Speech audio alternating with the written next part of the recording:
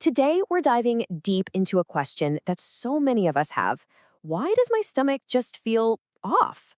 We're going to break down the common foods that can cause digestive trouble and, even better, talk about all the amazing foods that can help you feel your absolute best. You know that feeling, right? That uncomfortable bloating after a meal, the gas that just won't quit, or that general feeling of indigestion. It's so frustrating.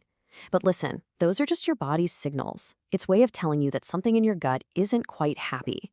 And a lot of the time, the answer is right there on your plate. All right, so first things first, let's identify the culprits. We're calling them the gut disruptors. These are the common foods and ingredients that can really throw your digestive system for a loop. Topping our list, and this is a huge one, is processed and sugary foods. Honestly, if you're looking for the main offender behind common gut issues, this is almost always where you start. And what's wild is just how common these are in our everyday lives. We're talking about the obvious stuff, sugary snacks and sodas. But it also includes things like artificial sweeteners, those refined carbs like white bread and pasta, and even processed meats. A good rule of thumb, if it has a super long ingredient list full of words you can't pronounce, it's probably in this category. So what's the big deal? Why are these foods so tough on our gut? Well, it all comes down to something called your gut microbiome. Think of it like a little ecosystem in your belly. When you eat a lot of sugar and processed stuff, you're basically feeding the bad bacteria, letting them grow and take over. That imbalance is what leads to inflammation and all those digestive problems we're trying to avoid. Okay, next up, fried and fatty foods. This is a great reminder that it's not just what you eat, but how it's cooked that really matters for your gut.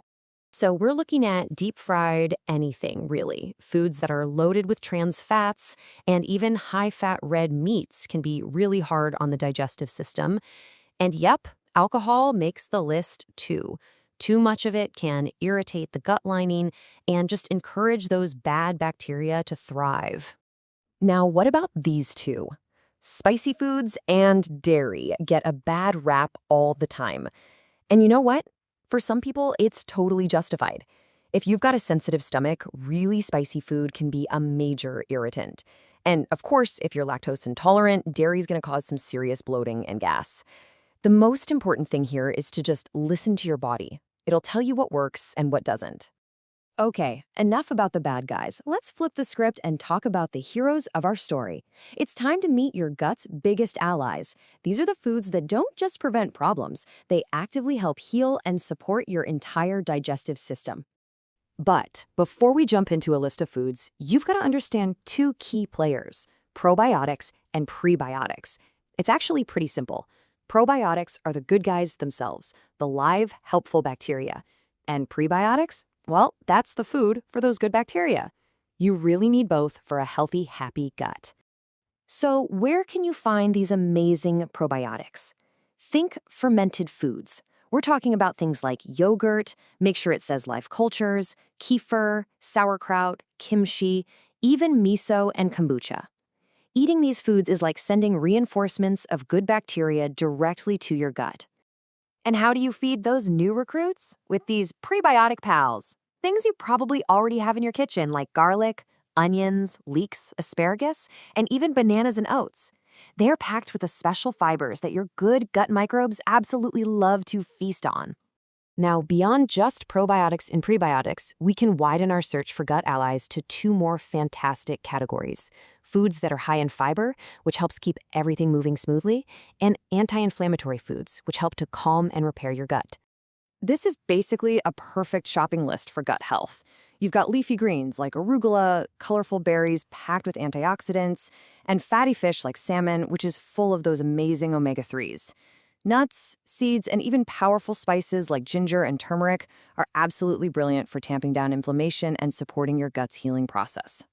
Okay, let's talk about a piece of advice I bet you've heard your entire life.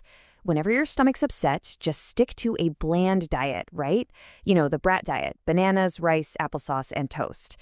But is that really the best thing you can be doing? Well, check this out. It turns out modern research is telling us that the brat diet is actually way too restrictive. I mean, it makes sense when you think about it. By limiting yourself to just those 4 foods, you could be missing out on the very vitamins and nutrients your body desperately needs to heal itself. So here's the new way of thinking. It's about nourishing your body to heal, not just restricting what you eat. While those simple, bland foods might give your system a little rest right at the beginning, true long-term healing requires a whole variety of nutrients to help rebuild and strengthen your gut. All right, let's pull all of this great information together. We've talked about the disruptors to avoid and the allies to embrace. So now, let's build a super simple, actionable plan you can use for long-term gut health. Here it is, your 4-step action plan. Step 1. Start limiting those disruptors. You know the ones: processed, sugary, and fried foods. Step 2. Actively bring in the allies. Try to add more fiber, more prebiotics, and more probiotics to your diet. Step 3. Hydrate, hydrate, hydrate. Water is fantastic, and so are soothing teas like ginger or peppermint. And finally, step 4, and this might be the most important one of all, just listen to your body. Pay attention to how you feel. It is the best guide you will ever have. So, I'll leave you with this thought. Think of your gut as a garden. Every single food choice you make is a seed. Are you planting weeds, like sugar and processed junk, or are you planting beautiful, nourishing flowers? What are you going to choose to grow?